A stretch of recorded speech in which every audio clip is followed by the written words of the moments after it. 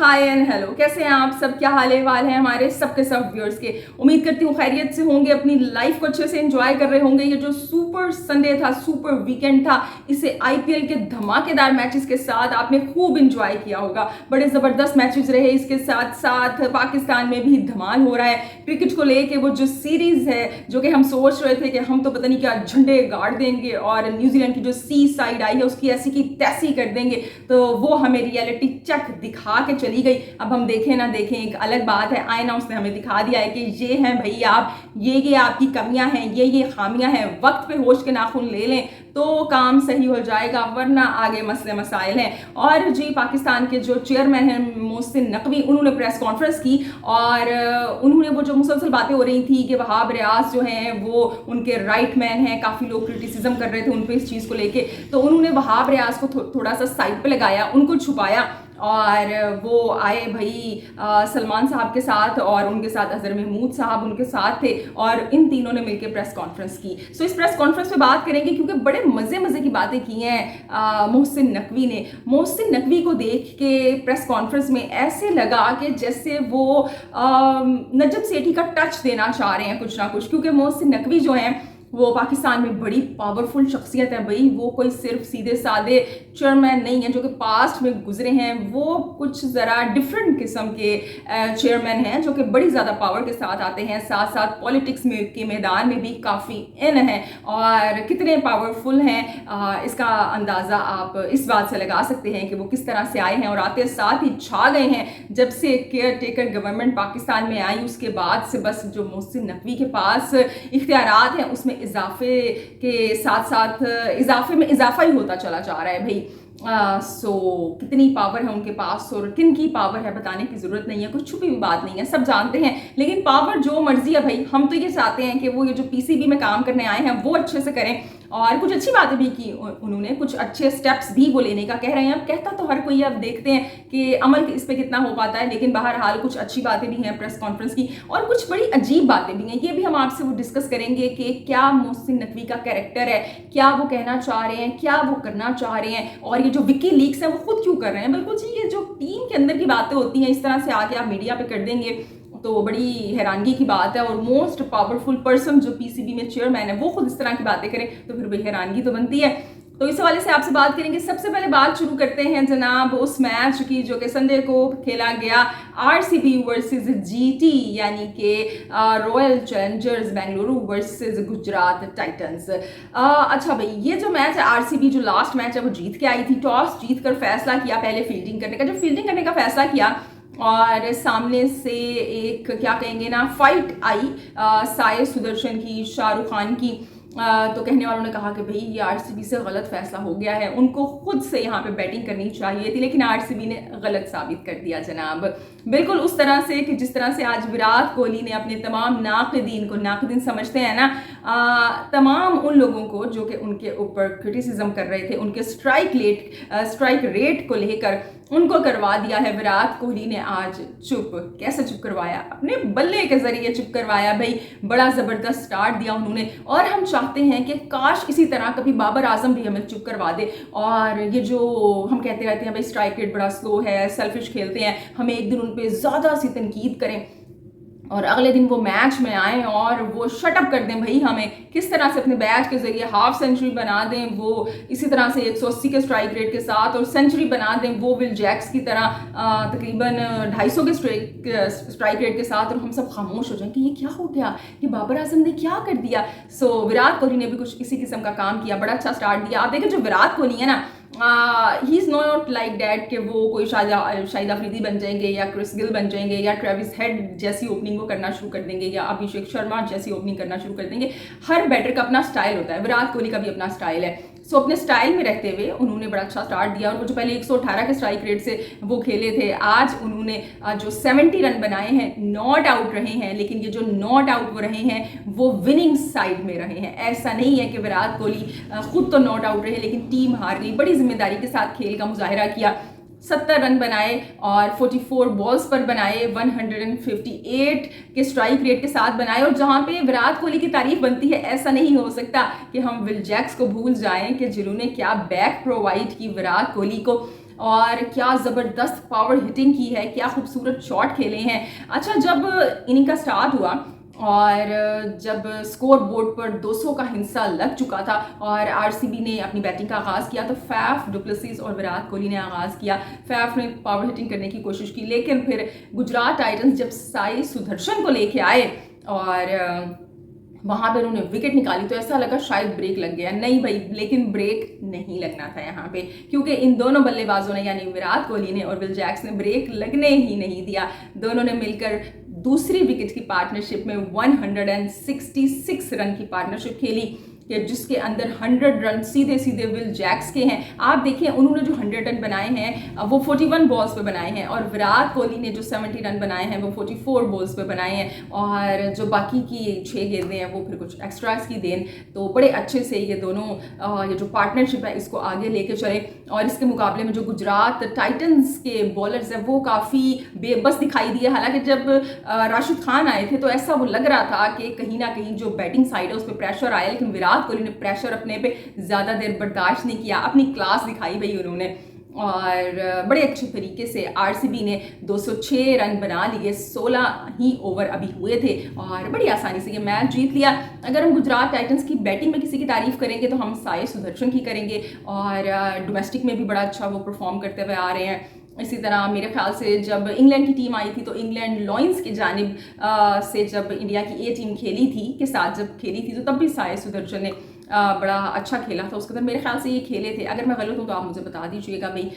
सो यहाँ पे भी उन्होंने बड़ा अच्छा खेला, और उनके साथ शाहरुख खान को जो प्रमोशन मिली थी आज उसका उन्होंने फ़ायदा उठाया और 50 रन की पार्टनरशिप लगाई। डेविड मिलर बाद में आए, लेकिन ये जो 200 रन इन सब ने मिलकर बनाए, आरसीबी ने प्रूव कर दिया भाई कि ये काफ़ी नहीं थे, क्योंकि इसके जवाब में उन्होंने 206 रन बनाए और ये मुकाबला जीत लिया। दूसरे आईपीएल के मैच की बात करें तो वो चेन्नई सुपर किंग का था वर्सेस एसआरएच। जो पहला मैच खेला गया था आईपीएल में इन दोनों टीमों के दरमियान, वो एसआरएच ने बड़ी आसानी से जीत लिया था और वो चेस करते हुए जीता था। एसआरएच ने पहला मैच चेस करते हुए हारा है, और हम देख रहे हैं कि कहीं ना कहीं चेस करते हुए स्ट्रगल कर रही है, लेकिन सीएसके से जो पहला मैच खेला था उसे जीत लिया था बड़ी आसानी के साथ।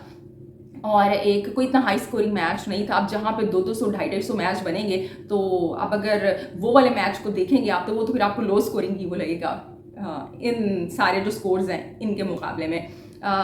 तब लेकिन जो सीएसके है उनके बॉलिंग अटैक में कुछ कमी थी, क्योंकि तब उनके पास मुस्तफिजुर नहीं थे, मेरे ख्याल से पथिराना भी नहीं थे। लेकिन आज ये दोनों बॉलर्स थे और क्या ज़बरदस्त बॉलिंग की है भैया। सीएसके ने बैटिंग भी बड़ी अच्छी की, बॉलिंग भी बड़ी अच्छी की। सबसे पहले बैटिंग की बात करें तो अजिंक्य रहाणे ओपन करने आ रहे हैं आजकल, वो फेल हो गए, मेरे ख्याल से 9 रन बना के आउट हो गए। लेकिन जो गायकवाड है भाई, वो कैप्टन नॉक उन्होंने खेली, 98 रन बनाए तकरीबन 180 के स्ट्राइक रेट के साथ, बल्कि 181 के स्ट्राइक रेट के साथ। बड़ी खूबसूरत और स्लॉगिंग नहीं थी, जो खास बात है इस इनिंग की।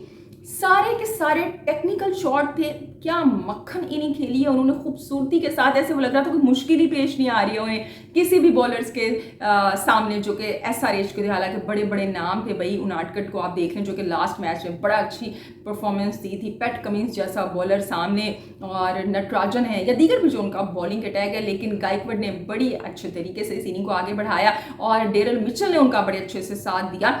और अगर हम इन दोनों के दरमियान पार्टनरशिप की बात करें तो इस आईपीएल की सीएसके की सबसे बड़ी पार्टनरशिप इन दोनों ने मिलकर लगाई, और डेरल मिचेल ने इस सीज़न की अपनी पहली हाफ सेंचुरी भी की और प्रूव किया फाइनली कि भाई सीएसके ने उनको क्यों इतना महंगा पिक किया है। सो डेरल मिचेल भी फॉर्म में आते हुए दिखाई दे रहे हैं, और गायकवाड तो क्या खूबसूरत है, मुसलसल देख रहे हैं, बड़ा अच्छा खेल रहे हैं। और ऐसा लगता है कि अब वो दिन दूर नहीं है कि ये इंडियन टीम का एक मुस्तकिल हिस्सा बनने वाले हैं अगर इसी तरह से परफॉर्म करते रहे तो।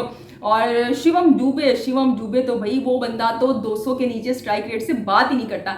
आज भी जो उन्होंने 30+ रन बनाए हैं वो तकरीबन 200 के स्ट्राइक रेट के साथ बनाए हैं, मेरे ख्याल से 195 के स्ट्राइक रेट के साथ बनाए हैं।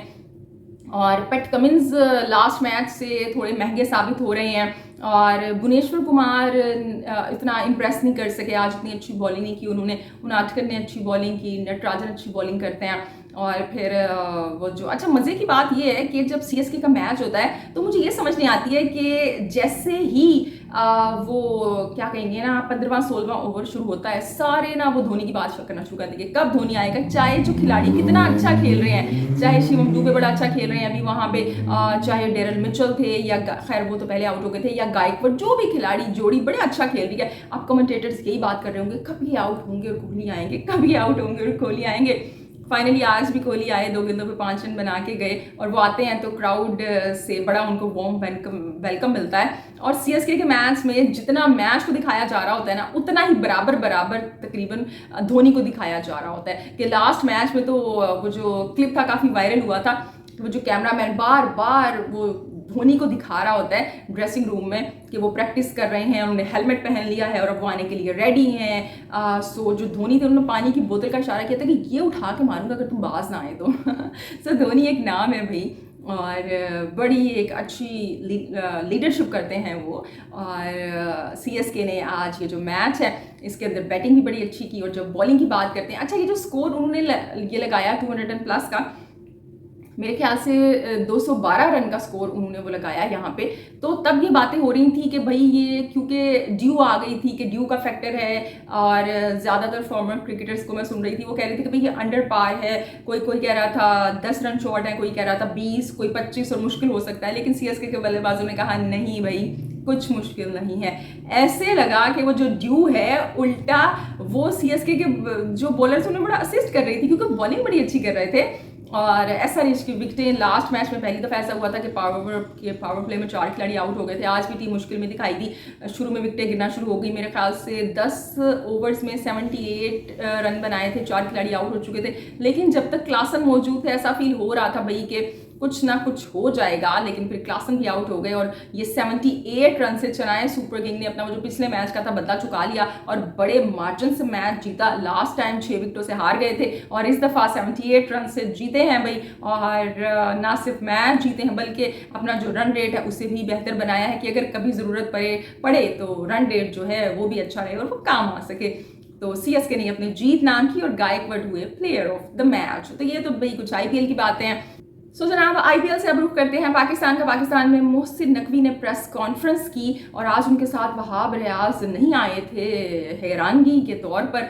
और प्रेस कॉन्फ्रेंस में जैसे कि एक्सपेक्टेड था कि पाकिस्तान के हेड कोचेस अनाउंस करने थे, अनाउंस किए। उन्होंने जो वाइट बॉल है उसके हेड कोच जो कि हम सबको पहले से पता था गैरी क्रिस्टन को अनाउंस किया गया है, जिनका ताल्लुक साउथ अफ्रीका से है। अभी वो गुजरात टाइटंस के साथ मसरूफ़ है, उनकी कोचिंग कर रहे हैं और बड़ा अच्छा नाम है। वो अपनी अकेडमी भी साउथ अफ्रीका में चलाते हैं। इंडिया की मेरे ख्याल से जो 2011 का वर्ल्ड कप इंडिया ने वो जीता था उस टीम का भी हिस्सा थे। साउथ अफ्रीका की टीम इन्हीं की कोचिंग के अंदर टेस्ट के रैंकिंग नंबर 1 भी रही है मेरे ख्याल से। सो अच्छा बिल्कुल एक नाम है। और जो रेड बॉल के कोच मुकर्रर हुए हैं वो हुए हैं जनाब जेसन गिप्सी के, जिनका ऑस्ट्रेलिया से ताल्लुक है। और ये जनाब रेड बॉल के हेड कोच हैं, ये भी एक बड़ा अच्छा नाम है। एज ए क्रिकेटर भी बड़ा अच्छा सर्व किया उन्होंने और अब कोचिंग भी करते हैं जिम्बाब्वे की मेरे ख्याल से अंडर 19 या जब ग्रास रूट लेवल पे कोचिंग कर चुके हैं। और यॉर्कशायर है उसकी कोचिंग कर चुके हैं और उनकी कोचिंग में यॉर्कशायर जो है वो जीती भी थी। तो ये तो भाई अब जब पाकिस्तान की होगी टेस्ट सीरीज़ तब ज्वाइन करेंगे, लेकिन जो गैरी क्रिस्टन है ये इंग्लैंड की सीरीज़ में ज्वाइन इन कर लेंगे पाकिस्तान की टीम को। तो इन कोचेस का मोहसिन नकवी ने अनाउंस किया और कुछ बड़ी मज़े की उन्होंने बातें की। जैसे कि मैंने कहा कि मोहसिन नकवी आज कुछ नजम सेठी वाला टच दे रहे थे, हंसी मजाक भी कर रहे थे और सहाफ़ियों के साथ उन्होंने घुलने मिलने की भी कोशिश की। वो क्या कहते हैं ना, वो गए और सहाफ़ियों से घुल मिल गए, तो उन्होंने भी जनाब घुलने मिलने की कोशिश की, हाथ भी मिलाया भाई सहाफ़ियों से उन्होंने पर्सनली। और इसके अलावा कुछ बातें उन्होंने ऐसी की हैं जो कि ऐसे चेयरमैन बड़ी हैरानगी की बात है कि उन्होंने की है भाई। अब आप वो क्या कहते हैं ना, कुछ इस तरह की मिसाल है कि घर का भेदी लंका ढाए, तो ये तो भेदी नहीं है भाई, ये तो एक लिहाज से घर के केयर टेकर हैं। अब ये यही घर के राज बाहर निकालना शुरू कर देंगे तो सोचने की बात तो बनती है। कुछ इन्होंने बड़ी मज़े की यहाँ पे बातें कही। कहते हैं मौसूफ यहाँ पे कि भाई कि ये जो कोचिंग स्टाफ हमने हायर किया है कि वो कहते हैं जी इनके आने से पता चलता है कि इंटरनेशनल कम्युनिटी का हमारे ऊपर और हमारी क्रिकेट पे कितना ट्रस्ट है। मुझे इस बात पे बड़ी हंसी भी आई कि भाई ये ट्रस्ट का कोई लेवल नहीं होता। असल में वो बात ये इसलिए कर रहे थे कि जैसे कि सारी खबरें आ रही थी कि पाकिस्तान के अंदर कोई गोरा कोच आने के लिए तैयार नहीं है, क्योंकि जैसे मैनेजमेंट चेंज हो जाती है ये स्टाफ भी चेंज हो जाता है। तो मेरे ख्याल से इस कॉन्टेक्स्ट में उन्होंने बात की होगी। लेकिन असल में तो आप ये जो पैसा फेंक तमाशा देख वाली बात होती है, और आप बिल्कुल इनको पैसा दे रहे हैं, 2 साल का कॉन्ट्रैक्ट दे रहे हैं आप, तो क्यों नहीं आएंगे आपके पास। तो इस वजह से ये आ रहे हैं आपके पास। और दूसरी आप देखिए कि जब उन्होंने प्रेस कॉन्फ्रेंस स्टार्ट की है ना, जो स्टार्ट उन्होंने की है वो ही उन्होंने डिवाइड एंड रूल वाली बात से की है, कि जिसपे हर जगह पाकिस्तानी मीडिया में बात हो रही है उनकी स्टेटमेंट पे। उन्होंने कहा कि आपने कल देखा टीम थोड़ी सी मुत्तहिद हुई तो कोई मुश्किल नहीं था जीतना। जब टीमें मिलके खेलती हैं तो वो जीत जाती हैं, जब टीम्स में प्रॉब्लम होती हैं तो फिर हमें भी प्रॉब्लम फेस करनी पड़ती है। यानी कि जब अपनी बात का आगाज किया तभी जनाब ने वो जो एक अपना कार्ड था ना उसे निकाल के सामने रख दिया कि भाई टीम में तो प्रॉब्लम थी, और ये जो 2 मैचेस हैं उनका कहना था इसलिए हार गए कि टीम यूनाइटेड नहीं थी। बड़ी हैरत की बात है भाई, और आप ये बात आके मीडिया के सामने बता रहे हैं। अच्छा, बाद में एक इस किस्म का क्वेश्चन भी उनसे हुआ जो कि ढका छुपा था, डायरेक्ट नहीं था टीम के मुत्तहिद होने से या ना मुत्तहिद होने से। तो उसको उन्होंने वो अज़हर महमूद ने उसका जवाब दिया कि भाई कोई डिसिप्लिन की इशू नहीं है टीम के अंदर, और मैं तो ये बात कर रहा था कि वैसे टीम को पंक्चुअल होना चाहिए है और कोई वो डिसिप्लिन की इशू नहीं है। लेकिन उसके बाद खुद से ऐड करते हैं हमारे ये जो सीएम है, वो कहते हैं भाई चेयरमैन पीसीबी के भाई जो झगड़ा है वो तो भाइयों के दरमियान भी हो जाता है, तो टीम में क्यों नहीं। यानी टीम में भी भाई मसले मसाइल चल रहे थे। आप देखिए मसले मसाइल पहले भी रहे हैं। आप चाहे मुनज्जम सेठी के टाइम की बात कर लें जब बाबर और रिजवान को रेस्ट दिया गया था, या ज़का अशरफ के टाइम की बातें कर लें, एशिया कप के बाद जब वो ड्रेसिंग रूम से झगड़ों की खबरें आ रही थी, या न्यूजीलैंड की सीरीज़ की आप बात कर लें जब रिजवान ने आके कहा कि नहीं भाई जब दिल मिले हुए नहीं होंगे तो मसले मसाइल तो होंगे। लेकिन कभी भी किसी भी ऑफिशियल ने आके इस बात को एक्सेप्ट नहीं किया। लेकिन मोहसिन नकवी ने इस बात को एक्सेप्ट किया है, जो कि मैं समझती हूँ एज ए चेयरमैन, अगर आप एक हेड हैं एक डिपार्टमेंट के, आपको ये ज़ेब नहीं देता कि आप आके इस तरह की बातें करेंगे। आपने कभी किसी चेयरमैन को ये कहते हुए सुना है कि हमारे ड्रेसिंग रूम में झगड़े हो रहे हैं, या दिल मिले हुए नहीं है, या मसले मसाइल हैं? आप क्या कहना चाह रहे हैं, क्या बताना चाह रहे हैं? अपने आप को क्लियर करना चाह रहे हैं कि भाई ये तो जो हैं ये वैसे ही झगड़ते रहते हैं, या ये इनके मसले मसाइल हैं? क्या आप इस टीम को ओन नहीं करते हैं? क्या इनकी प्रॉब्लम्स आपकी प्रॉब्लम्स नहीं है? क्या इनके ऐब आपके ऐब नहीं है? आप पे नहीं बनता इनके ऐबों पर पर्दा डाला जाए? अगर जर्नलिस्ट हैं या हम जैसे स्पोर्ट्स एनालिस्ट हैं तो हम तो अंदर की खबरें निकाल के लाएंगे, हम तो बातें करेंगे। लेकिन अगर आप बातें करेंगे तो क्वेश्चन बनता है भाई आप क्यों बात कर रहे हैं? तो ये एक बड़ी हैरानगी की बात है। और फड्डे तो भाई चल रहे थे, मसले तो चल रहे थे, ये तो हम सबको पता है। ये जो 3000 रन सेलिब्रेट हो रहे हैं या केक काटे जा रहे हैं, ये तो बस मुंह दिखाने की बातें होती हैं। ऑफ कोर्स आपको दिखाना होता है, लेकिन अंदर ही अंदर तो मसले मसाइल थे। लेकिन आप अगर चेयरमैन हो और आपके होते हुए मसले मसाइल हैं और आप ये कह रहे हो कि टीम हारी है इस वजह से, आप इनडायरेक्टली एडमिट कर रहे हो, तो ये तो आपका फेलियर है कि ऐसा कैसे आपने होने दिया। आप इन चीज़ों को क्यों नहीं कोप अप कर पाए हैं? लेकिन ये पाकिस्तान की क्रिकेट है भाई, यहाँ पे ये एक सर्कस बोर्ड है और यहाँ पे जोकर्स ही आते हैं, फिर इस तरह की बातें होती हैं। अज़हर महमूद फिर भी सेंसिबल वे में डील कर रहे थे। और मज़े की बात है मोहसिन नकवी कहते हैं कि भाई मेरा तो मैनेजमेंट से कोई ताल्लुक नहीं है। अभी आप पूछेंगे कि वाइस कैप्टन कौन होगा, मुझे नहीं पता। और फिर खुद से टांग भी अड़ाते हैं, खुद ही अंदर की बातें भी बता रहे हैं। भाई अगर मैनेजमेंट का काम है तो करने दो आप उन्हें, आप क्यों इस तरह से अंदर की बातें लीक आउट कर रहे हैं?